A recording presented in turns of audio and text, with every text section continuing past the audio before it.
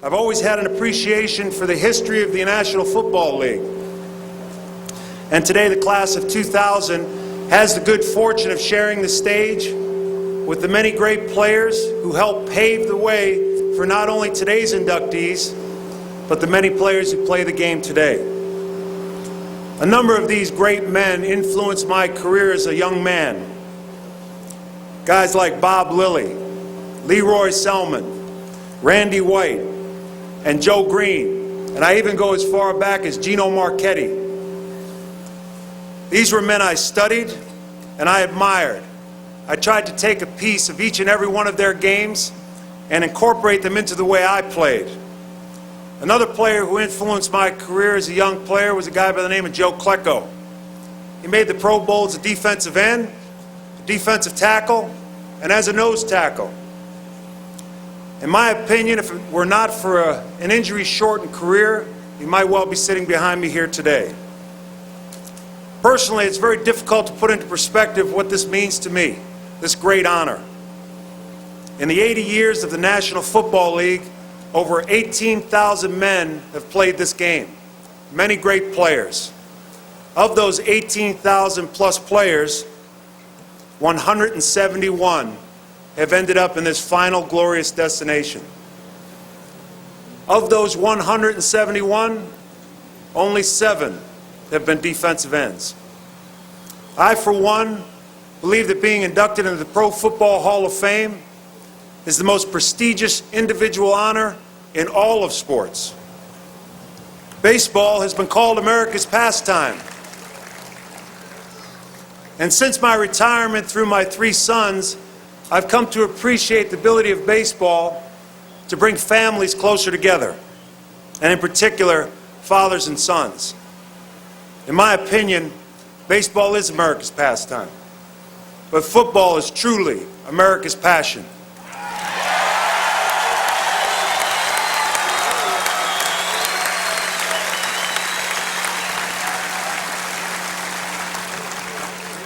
As Earl pointed out, I think back at the beginning of my career when a man named Al Davis drafted a kid out of Villanova in the 2nd round.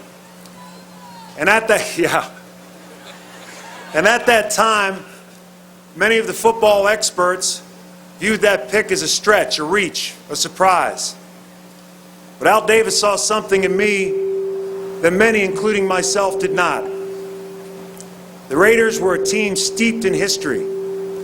And from the moment I walked into the Raider camp, I could feel it. It was all around me. People who not only defined what the Raiders were about, but also defined what the National Football League was all about. John Madden, George Blanda, Ted Hendricks, Jim Otto, Willie Brown, Fred Biletnikoff, and Gene Upshaw and Art Shell helped bring me up. Then, of course, there was an owner named Al Davis, whose passion for winning was unparalleled in sports. So it's understandable that when you're around people like that on a daily basis, you allow yourself to dream just a little bit, albeit way in the back of your mind. Dream of someday maybe being one of them. But at that time, taking a place in football history with those great men was just a dream and nothing more. I am extremely proud to have been a Raider. I'm also proud to have played my entire career with the Raiders, something that rarely happens in today's game. And finally, to my family, who I love so much, our 3 sons, Christopher, Kyle, and Howie. Although I'm so proud that they are here to be a part of this amazing event, my relationship with them could not be any further removed from the world of football. So it's been extremely rewarding in the days leading up to today's inductions to watch their faces while they watch many different sports programs, in many cases for the first time seeing footage of their dad playing football. To watch their reactions, how proud and surprised they appear to be. To hear them say, "Wow, Dad, you were pretty good. You were tough too." That in and of itself eclipses any award that I can receive. For their love means more to me than anything in the world. I'm fading.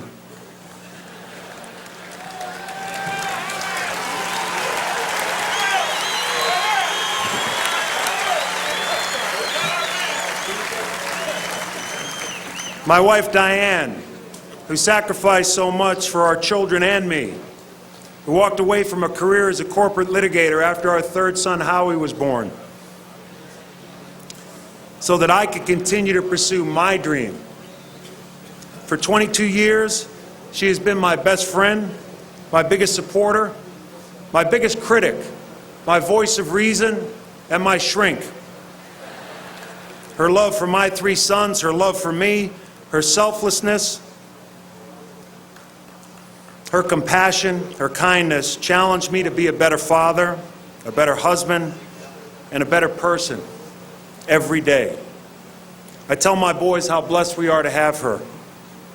In conclusion, I think back to something Earl Leggett said to me way back in 1981 when I first arrived at the Raiders. And keep in mind, I was not a very good football player when I did arrive there. He said, "Kid, if you work hard and you do what I tell you to do, I'll make you wealthy beyond your wildest dreams. And I'll make you a household name in every home in America." Well, Earl, we missed free agency by a few years. But I have to admit, it's a hell of a lot more famous than I could have ever dreamed. Thank you.